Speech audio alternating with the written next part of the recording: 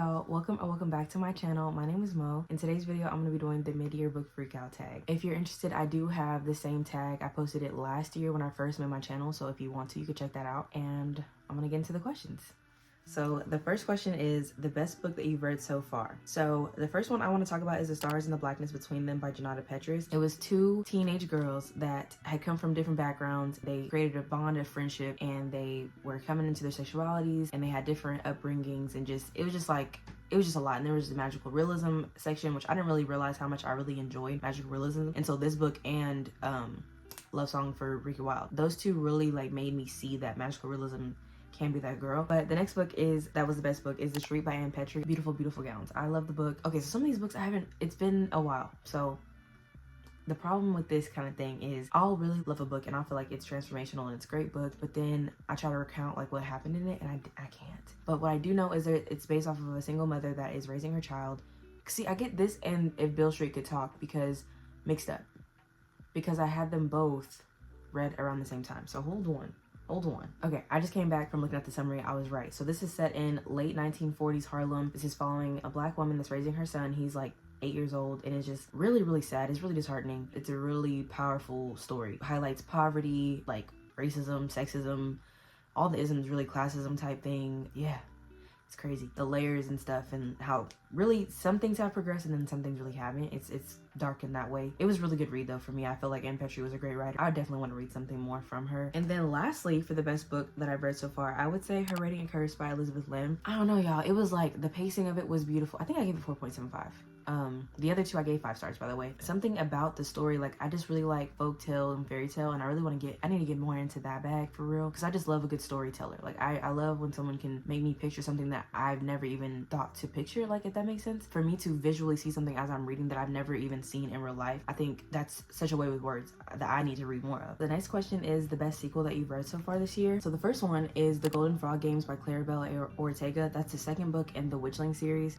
And I don't know, I just really love books that have such a strong theme of friendship. I eat it up.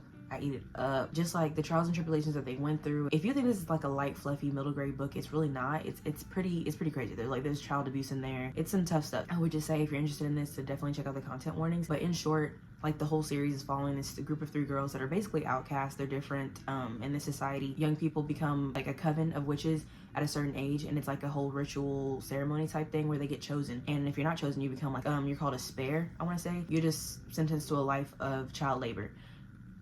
You're just seen as the bottom rung of society, and it's really horrible. And they really change the narrative and all this stuff, and it's really beautiful. I love it. The next best sequel, I would say it had to be This Could Be Us by Candy Ryan. This is the second book in the Skyland series. I love this so much.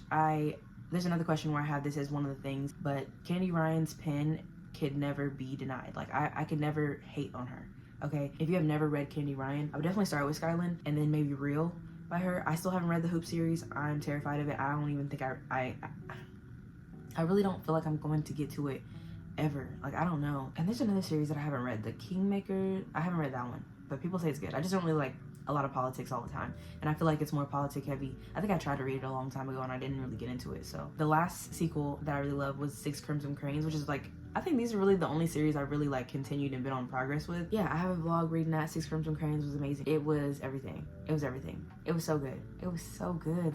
The third question is new release that you haven't read yet but you want to. First one is A Little Kissing Between Friends by Chinsia C. Higgins. I read the sample and I got to chapter 2 or 3 or however far the sample let me, and I needed to read it. But it's 2 plus-size women, sapphic, they're friends, and one of them has always had feelings for the other, but the other one didn't really see her like that. The one that didn't really see her like that is a player type. Yeah, I think something happened that went down that was emotions were heightened, and they just both decided that they felt something, and maybe they were friends with benefits first and then it developed into something. I don't know. Yeah, and then the next one that I want to read is A Funny Story. No, it's not A Funny Story. It's Funny Story by Emily Henry. I'm sure you guys know about that book. People have been talking about that. But in short, if you haven't, it follows these 2 people where their partners left them for each other because their partners were childhood best friends, and they ended up living together, forced proximity, because they didn't have nowhere to stay.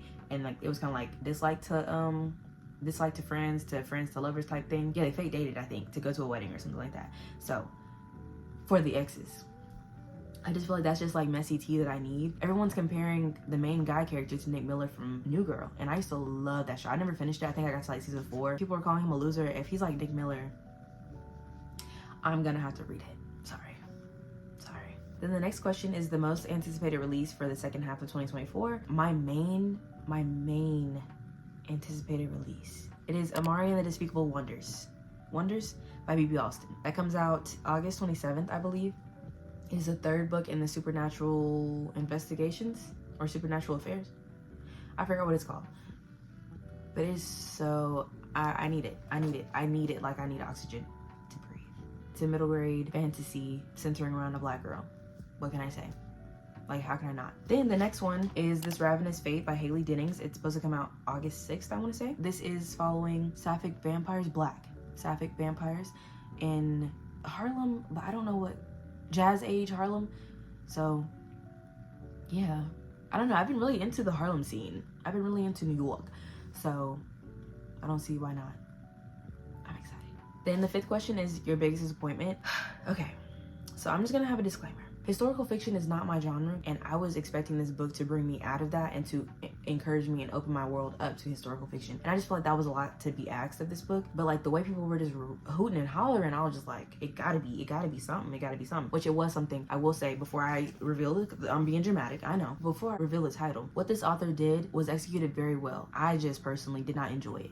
That's all I'm gonna say about that. That's why it was disappointing to me, because I had high expectations and I was like, oh. But that would be Babel by R.F. Kuang. I'm sure you know what this book is. It's a dark academia historical fiction book centering around the hidden meanings in languages and slight magic, which that was part of the problem why I was disappointed as well. I wanted it to be a bigger magical system, and it wasn't. And then the next biggest disappointment was Real Love by Rachel Lindsay. I have a vlog, I want to say, reading that. I don't even remember why I didn't like it, but I gave it 3 stars, 3.25. It couldn't have been that bad, but it wasn't that good. And then the next question is the biggest surprise. So I would say The Writer's Block by Mia Monique. Mia Monique, girl, like you... I read The Grim Reaper's Lawyer last year, loved. The second one's supposed to come out this year, I don't know when. Looking out for that. And then I read The Writer's Block. And it's a novella between 2 best friends. Her best friend, okay, there's the main, I don't know their names anymore. I don't know anyone's names, let's be honest. The 2 main characters, they're best friends. He is a famous football player. I forgot what her occupation was, honestly. Oh, she's a writer. She's a writer. Writer's Block. She's a writer. She writes, I think she was writing sci-fi and fantasy or something, and then she decided to switch her whole genre and try to get into erotica, but she's a virgin that never had any inspiration, like, so she doesn't know what she's writing. So she was like, oh my god, like, I need to find somebody. So he's just like, why not it be us? And girl, he taught her some stuff, and I really liked it. It was sweet, but it was also really spicy. I love that. And like the author had wrote in the author's note, just enough plot for the spice, and it literally was. And usually, I think I gave this 4 stars. Usually I don't really rate novellas and really enjoy them as much. Like sometimes it's just like, okay, you know, it's like a get in, get out of there type situation, and like that's the mindset I usually go into them with. But this changed my perspective. Like I'm just like, I need more fulfilling novellas like this. Like it still had enough plot for the spice, and everybody ain't doing that. So me and Monique, girl, love you. Oh, and then the next biggest surprise, it was really Jade Legacy by Fonda Lee. That's the 3rd book in the Greenbone Saga series. I read that, have a video on that as well. Yeah, watch the videos. Yeah. The direction that it started going, it was surprising to me. I still love the book. I don't even know what I gave it. I'll put it somewhere on the screen. The direction it went, it got way more broad than like the original book. Like it really started getting big. And I was thinking small. You gotta think bigger with Fonda Lee, for real. The 7th question is new favorite author. I have 3. Elizabeth Lim, Tiffany D. Jackson, and Fonda Lee. So Elizabeth Lim, I read her The Blood of Stars duology, and I read The 6 Crimson Cranes duology but is it considered a trilogy if there's a prequel? I think it's still considered duology. There's a video on that. Loved it down. Tiffany D. Jackson, I've only read Grown, and I've recently just read The Weight of Blood. Grown was 5 stars. The Weight of Blood was 4.5. I need to read everything she's ever... I need everything. I want to pace myself, but I fear I might not be able to. And then Fonda Lee, the Rainbow and Saga series. She has other books as well, which I need to get into, but the way she wrote... Like, I want to read everything from all of them. Honestly, they are auto-read. I wouldn't say auto-buy because I don't be buying books that much for real. They are auto-read for me. Number 8 is Newest Fictional Crush. If you know this little book called Devon and Chris Plan a Wedding by Shinsia C. Higgins, my fictional crushes are Devon and Chris. Actually, I don't really have a fan cast for them. Like, last year, I remember I put, like, pictures up. But I was thinking... But I don't know. Yeah, no, I don't have one, but I know they're insanely hot, is what I do know. I want the both of them separately and together. We can make it work. And then my last fictional crush is Call Hilo from the Green Bone Saga series. Call Hilo, he did something to me. He did something to me. He loves hard, he loves hard, and he fights even harder. What can I say? Okay, that's it. Moving on. Number 9 is newest favorite character, Uwe, from A Man Called Uwe by Frederick Bachman. Yes, I feel like he didn't realize how big his heart was. If he was a girl, he'd be a girl's girl. Even though he would deny it and hate that term, I think he would. I'm sorry, he's just real. Like, he real as like. Soledad Barnes from This Could Be Us. Oh, sorry, I got the book. Dink. Soledad Barnes from This Could Be Us by Candy Ryan. Her transformation towards self-love was just so powerful and so beautiful. And this is definitely something that I would reread. Like, if I had kids, if I ever wanted to have kids, and if I ever wanted to have grandkids, this is something I would pass down to my children. There's just so many things to pick at and learn and discuss. I want to read this whenever I'm more mature and have more deeper meaning brought to this. I love you. The next question is book that made you cry. I have 4. So the first book is The Magic Fish by Trung Le Nguyen. This was a book about a young boy that was coming to terms with his sexuality and deciding if he wanted to tell his parents or not. And this was told through the perspective of him and kind of his mom, where they were exchanging these old folktale stories that like really didn't have any, well, some of them didn't really have any relevance to what was going on, but like it was just like as a background as he was going to day-to-day like slice of life type things. And it was beautiful. I cried. I want to read it again. It was so strange. I don't know, I've never read a book like this. The next one was Devon and Chris Plan Away. Okay, so I really saw a lot of my own personal story tied up into Devon's. I think I'll have a video where I'm talking about it, and I don't know if I'll talk about it in depth. It's personal, so yeah, I cried. Then A Love Song for Ricky Wilde by Tia Williams. Do y'all even, you know what I mean? Like, if you read the book, you know. But I don't even know how to explain why I cried. Like, this book right here. When I got to the end, I was like, surely that can't be. I know that ain't happening. When I read this, I had high hopes for it to be a 5-star, and I just didn't really know what that meant for me. And to read this, I was just like, wow. And then just to see all the like culture that was put into this, and just like the research and just the care and devotion and love. If I could eat this, I'd eat it. I'd bite it. A love bite. Then the last book that made me cry was 6 Crimson Cranes by Elizabeth Lim. I will not explain. A lot of these, if I told you why I really cried, it'd be a spoiler. But yeah, it's just, if you know, you know type shit. Like, if you know, you know. Question 11 is book that made you happy. Okay, I'm so sorry. I keep saying the same books. I'm sorry. Devon and Chris Plan Away. I love love. I love Black people. I love queer love. I love the gays. I love everything. Like, I'm sorry. I love Texas. Well, okay. And the next, A Man Called Uwe by Frederick Bachman. It was really, really sad, but it's also so many like little hopeful, happy, funny moments. Yeah, it made me happy. I'm sorry. And then lastly, okay, I had read Avatar: The Last Airbenders like graphic novels. My favorite one was The Search. Yeah. Number 12, favorite book to movie adaptation you've seen so far. I actually don't watch a lot of movies, so I don't have an actual real answer for this, but I do want to see A Man Called Otto, played by Tom Hanks, which is this book. Yeah, it was just really super emotional and hopeful, and I would love to see this portrayed through film. Like, I think it would eat.